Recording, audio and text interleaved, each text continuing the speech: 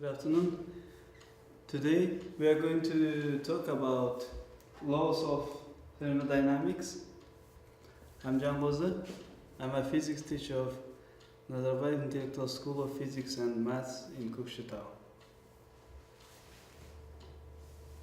So, today's our learning outcomes. After our lesson, you should state the first law of thermodynamics and as well as the second law of thermodynamics. And you can calculate the work done by the gas and work done on the gas. Explain the significance of gas laws and laws of thermodynamics. Distinguish graphs of adiabatic and isothermal processes. Finally, use of laws of thermodynamics and explain natural processes.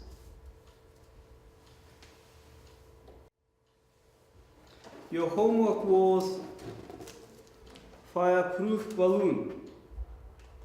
There are two balloons. One is empty, just air. Second one is filled with the water.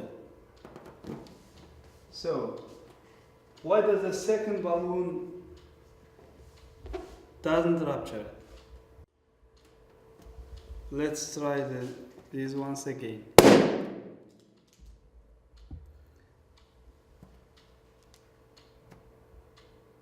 The second balloon remains intact. Why?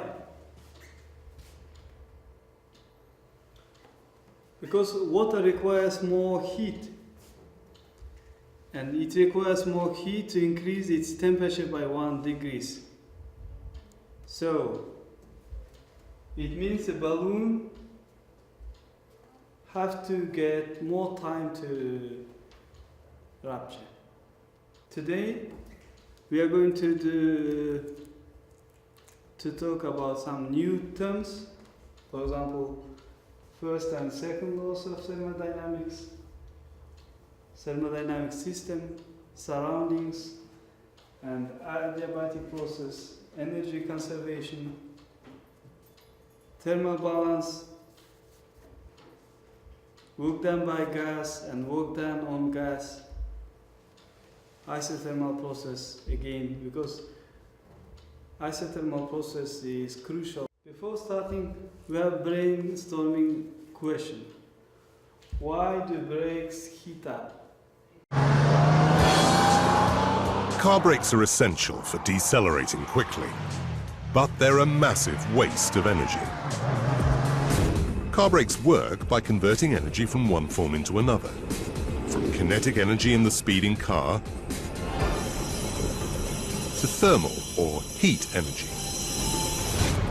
When you press on the brake pad, the force is not enough to stop the tyres, so a system of levers and pistons is used to multiply the size of the force. The brake pad, a steel or ceramic plate, is applied to the spinning wheel.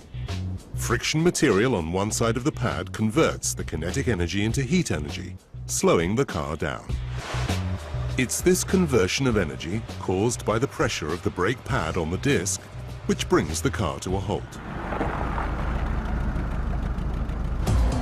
The average car brake pad can reach temperatures between 200 and 300 degrees Celsius, hot enough to cook your breakfast.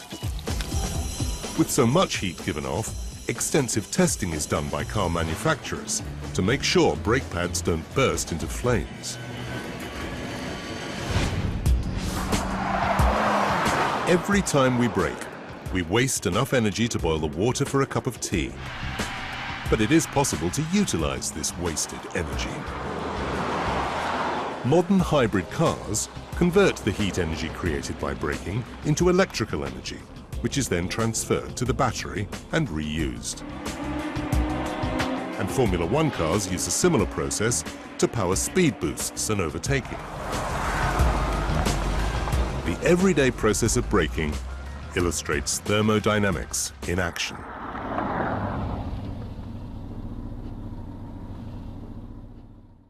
before starting, we need to divide a thermodynamic system and surroundings. What are the thermodynamic system and its surroundings? And are there any differences between them? Conducting an analysis of the flow of energy, it is vital to determine precisely which part of the system being studied is the thermodynamic system and which part is its surroundings. To see how this will affect the analysis of the phenomenon, we will study Joule's experiment, in which the work of the gravitational field is converted into thermal energy as a result of the flow of an electric current through a resistor. First, let us assume that the thermodynamic system is water and the surroundings consist of a generator and weights. In this case, the thermodynamic system is provided with heat from the surroundings. Heat flow is possible due to the temperature difference between the resistor and the water. Now let us consider the same system, but this time the term thermodynamic system will refer to the water, the resistor, the generator, and the shaft to which the weights are attached, while the surroundings will mean the weights that drop under the influence of gravity. In this case, the force of gravity, which sets the weights in motion, performs work on the thermodynamic system.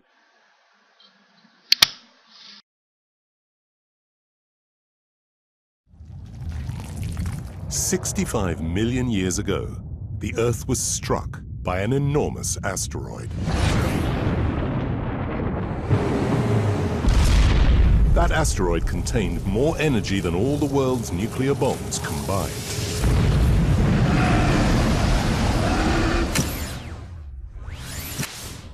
The first law of thermodynamics states that energy can be neither created nor destroyed.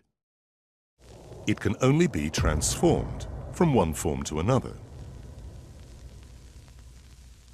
So what exactly happened to the energy in the asteroid?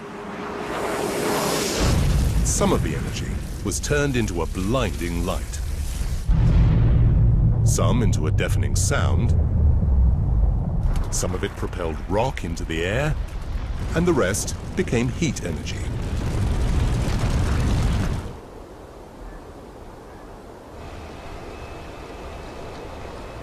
In the conversion of energy into different forms, for example, kinetic energy to electrical energy, some of the energy is always lost as heat produced by friction and passed to the surroundings if they are cooler.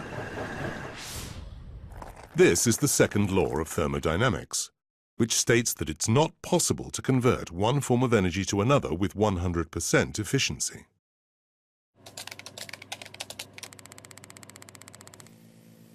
The efficiency of a machine or system is the ratio between the output of useful work and the input of energy.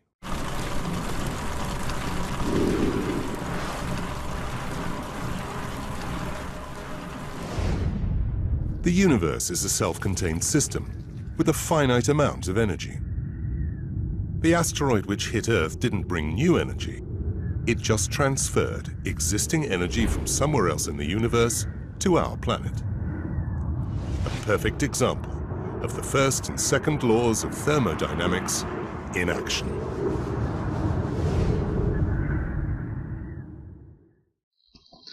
Let's discuss more in detail about the first law of thermodynamics. Suppose we have a closed system, that is one that has no mass coming into or going out. Next, let us define the internal energy of the system, U, as the sum of total of the energy of all the system's molecules. Now let's have the system undergo some process in which it passes from state A to state B. The change in the internal energy of the system, delta U, is equal to any transfer of heat to the system, plus any work performed on the system. This is known as the first law of thermodynamics. For an ideal gas, the internal energy can also be defined as the number of molecules in the gas times the average kinetic energy of the molecules. Note that the internal energy of an ideal gas is only dependent on the temperature and number of molecules. Suppose we have a gas confined in a cylinder with a movable. The external pressure of the piston is the force per unit area. If the gas is compressed by displacing the piston a certain distance in the direction of the force, at equilibrium and under constant pressure, what is the work done on the gas? Correct. Note that because the volume decreases, a negative sign is necessary in order to follow the convention that work done on the gas is positive. This equation cannot be used directly for calculating the work done if the pressure changes during the same process I to B, as shown in a plot pressure versus volume. In more general case, the work done is equal to the area under the PV curve. Two kinds of processes frequently occur in laboratory experiments, isothermal and isobatic processes. By definition, an isothermal process is one that occurs at constant temperature. For an ideal gas, this means that product of the pressure and volume is constant. What happens to the internal energy of an ideal gas during an isothermal process? Internal energy doesn't change. Internal energy doesn't change during an isothermal process. For an adiabatic process, heat is neither added to or nor taken from the system. In such case, the change in the internal energy of the system is equal to the work done on the system. What happens to the temperature of gas during adiabatic compression? Temperature increases. During adiabatic compression, the temperature of the gas increases. A bicycle pump represents an adiabatic process in which the air in the pump increases in temperature as compressed by stroke of the pump handle. A pump exterior is then warmed by a hot air. In looking at PV diagram for isothermal and adiabatic process, it is evident that for a given change in pressure, an adiabatic process results in a smaller volume. This is because during adiabatic compression, not only does the pressure change, the temperature changes as well. Let's do an experiment.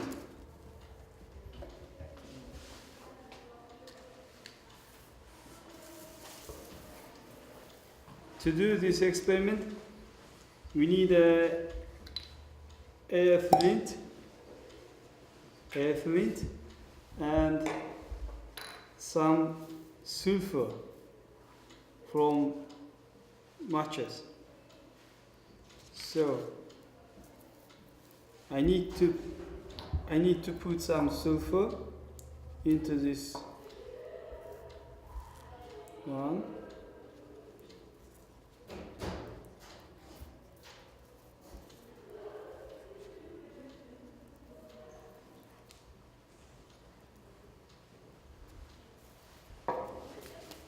So now we need to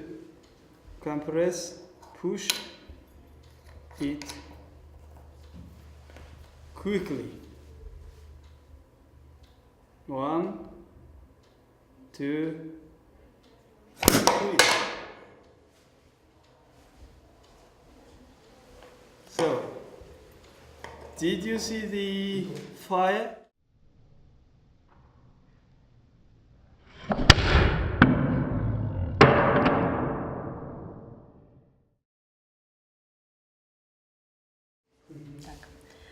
The compression that we did lasts a very short time, and as we can see, the walls of the cylinder are very thick, and so the heat from the environment is neglected. As we know, if the heat is equal to 0, the change in internal energy is equal to the work done. So when we compress it, the work done can cause the burning of sulfur. And as we also know, the PV divided by T is always constant. And so here in our experiment, P is increasing, V is decreasing, and T is increasing too. Let's analyze some thermodynamics processes in light of the first law of thermodynamics. We'll consider about processes and what is constant, and the first law of thermodynamics, how it will change its form. The first process is isothermal process. T is constant. The temperature and mass are kept constant, so the internal energy doesn't change. Delta U equals 0. So hence, by the first law of thermodynamics, delta U, if delta U is 0, so the work done by the gas in an isothermal process equals the heat added to the gas. The second process is isobaric. P is constant. If P is constant, the first law of thermodynamics will be almost the same. Q equal delta U plus work done on the gas. So we can rewrite work done on the gas is P delta V. So general equation will be Q equal delta U plus P delta V. The third process is isovolumetric process. V is constant. If volume doesn't change, work done is 0. We didn't do any work. So heat will be equal to the change of internal energy. And finally, an adiabatic process. As we mentioned, in an adiabatic process, Q is 0. So if Q is 0, change in internal energy equal minus work done.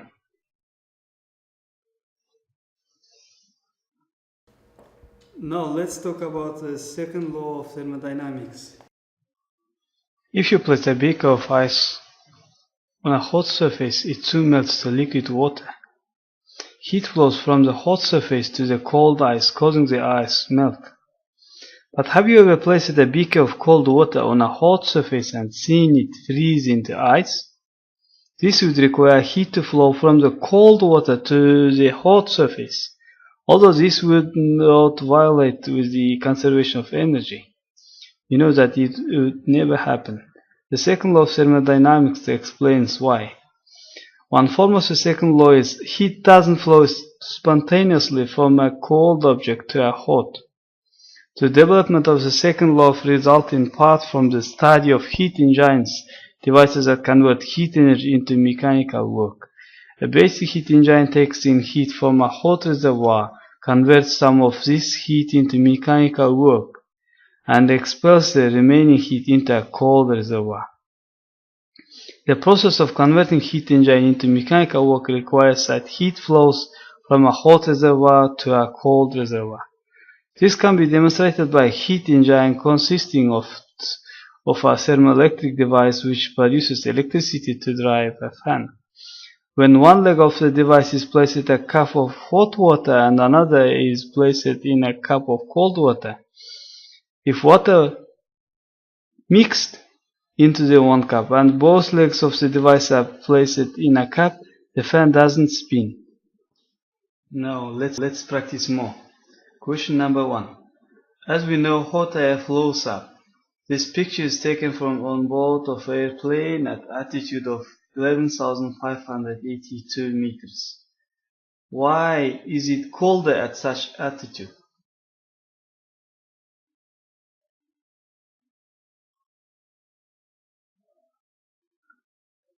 The reason is actually colder is because as you go up in the atmosphere is that the Earth's atmosphere feels less pressure the higher up you go. According to the gas laws, if pressure decreases, therefore volume increases. When volume increases, work will be done by the gas. And if it's doing work, it must be losing some energy. And if it loses energy, its temperature must drop, because we define temperature as the average energy of the particles. So, if the energy of particles is lower, the temperature must be lower. That's why at altitude the temperature appears to fall.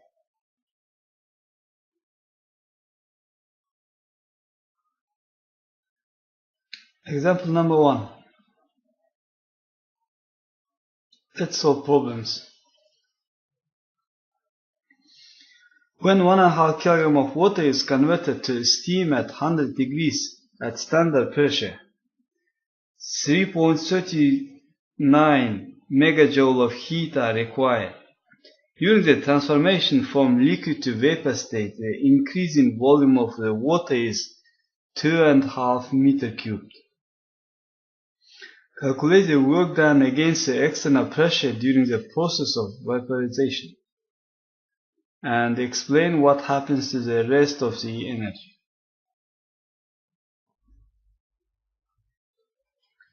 Now, it's given change in volume 2.5 meter cubed, and also Q, heat 3.39 megajoules, and we know that standard pressure is 101 10 power of 5 pascals.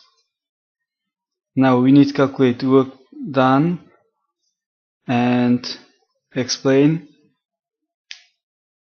what happens to the rest of energy. When the liquid is converted to steam, the molecules have to push back the atmosphere during the accompanying increase in volume. We use equation increase in volume, so work done is P delta V.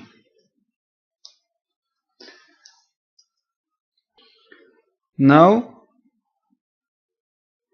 rest of the energy goes to increase in internal energy, delta U of the water molecules, and is given by the equation of the first laws of thermodynamics. We can put numbers from our...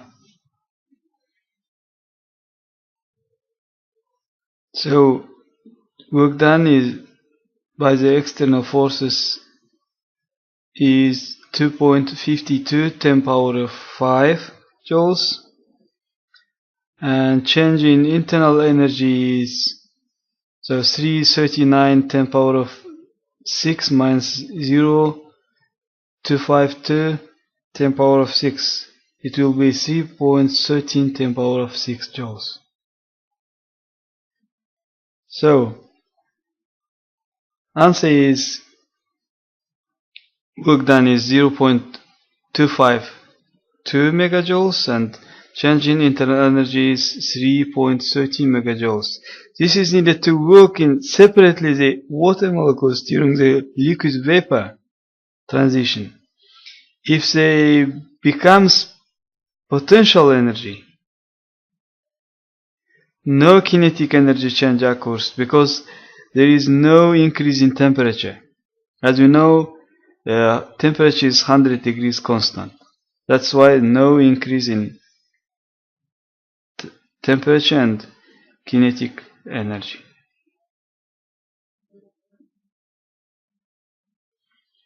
Example number 2.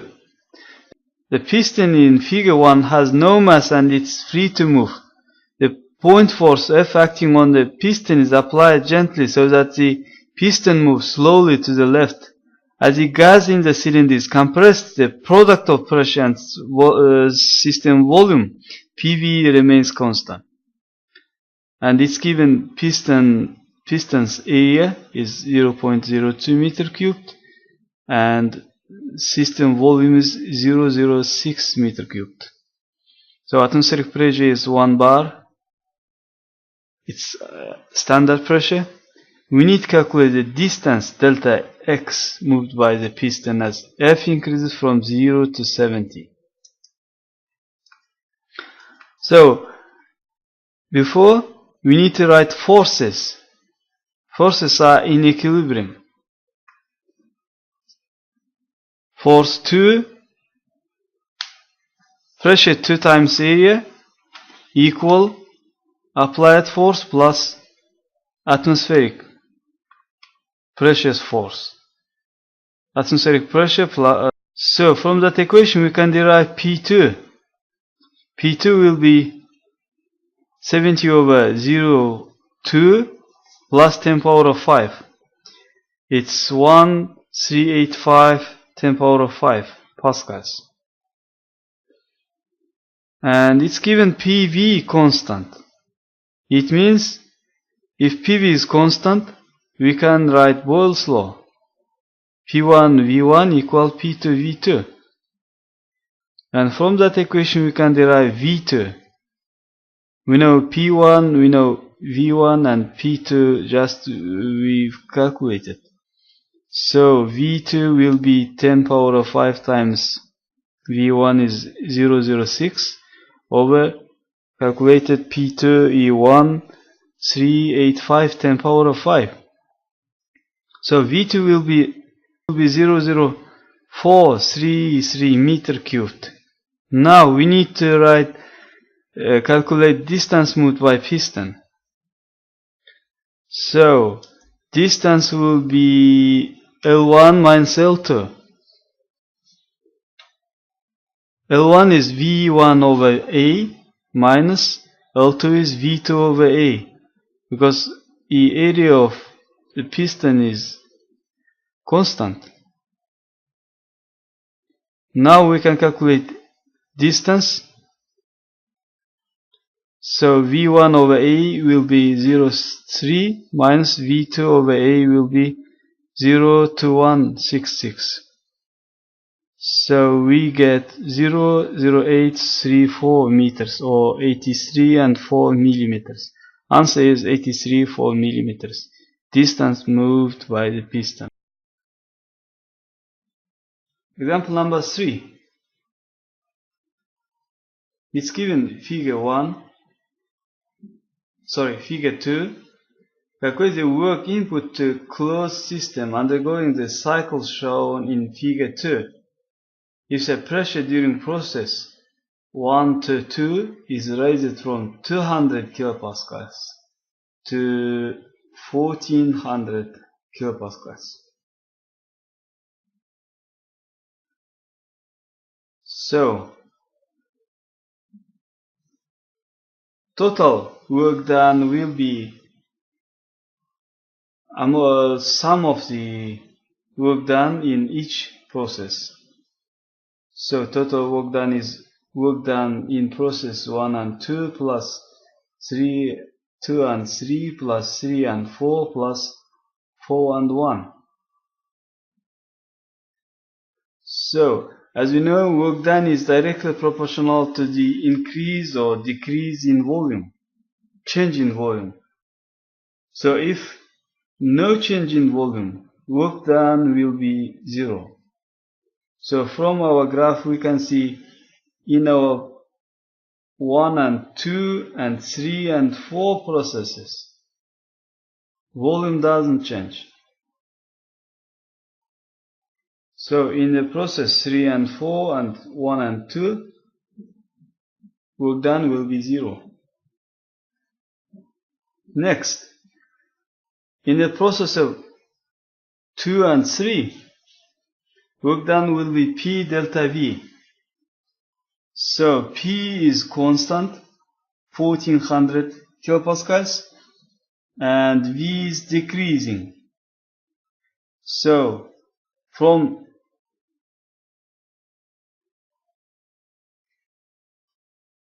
from 1 to 0.5.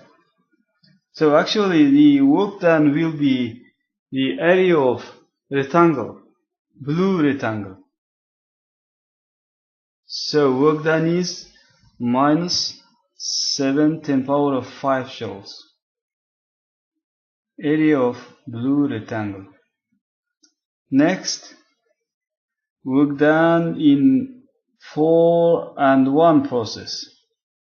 Again, work done will be area of green rectangle and P delta V. P is constant 200 kilopascals and change in volume is 0.5. So work done in process 4 and 1 will be 1 10 power of 5 joules. Now finally, net work will be sum of these works. So 0 plus minus 7 10 power of 5 plus 1 10 power of 5. Answer will be minus 6 10 power of 5.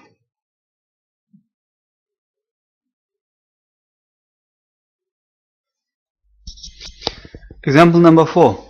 In an engine, 0.25 mole of an ideal monatomic gas in the cylinder expands rapidly and adiabatically against a piston.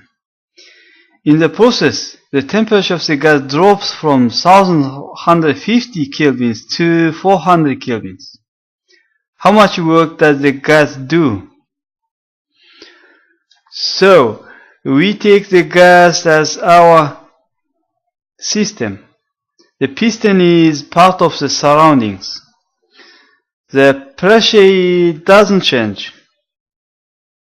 We cannot use work done P delta V. Instead, we can use the first law of thermodynamics.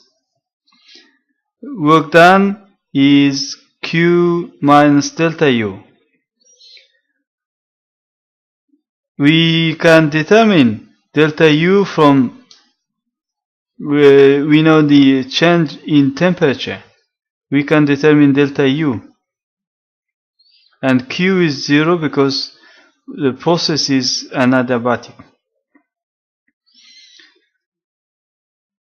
From the definition of the internal energy of ideal monatomic gas, delta U equal U final minus U initial.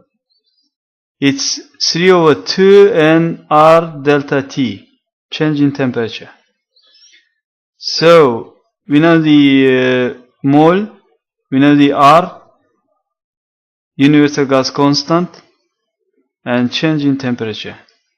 So, we can put numbers. 3 over 2 times 0.25 mole times 831 joules mole Kelvin times change in temperature 4000 kelvins minus 1150 kelvins.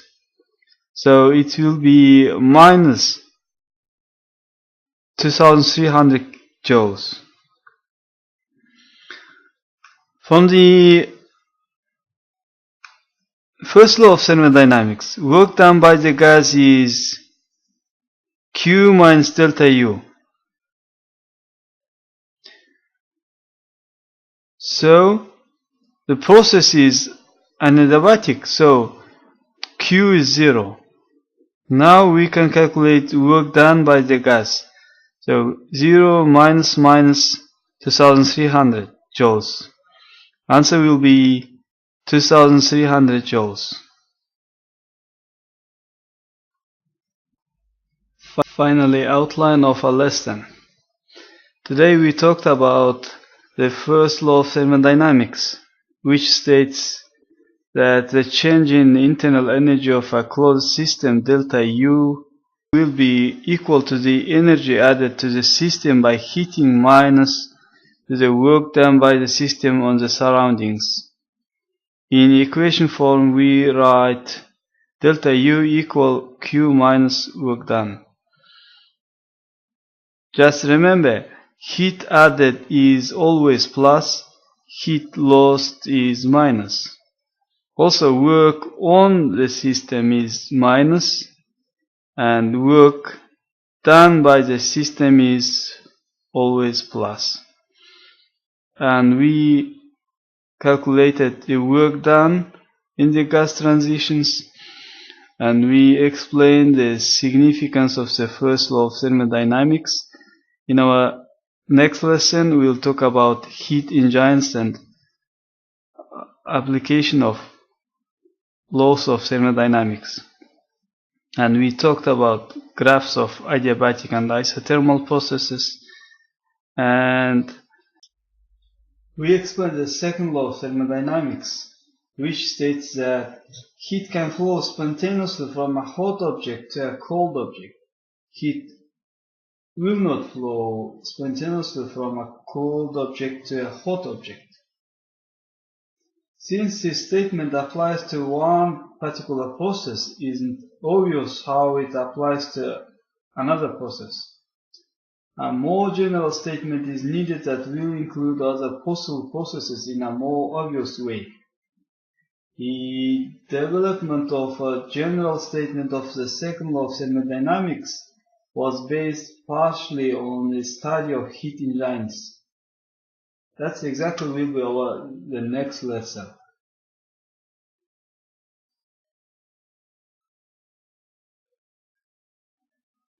Thank you. If you have any questions, feel free, email me. See you next week.